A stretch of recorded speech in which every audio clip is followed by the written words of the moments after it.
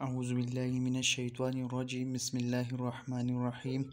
میرے پیارے عزیز بھائیوں اور معزز دیکھنے والوں، آج ہم تمام گناہوں سے معافی کے لیے ایک استغفار سیکھیں گے۔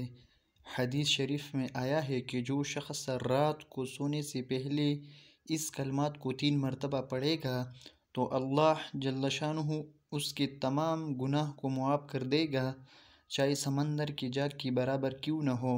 تو وہ دعا یہ ہے: اعوذ باللہ من الشیطان الرجیم، بسم اللہ الرحمن الرحیم، استغفر اللہ الذی لا الہ الا هو الحی القیوم واتوب الیہ۔ ایک دفعہ اور سن لیں۔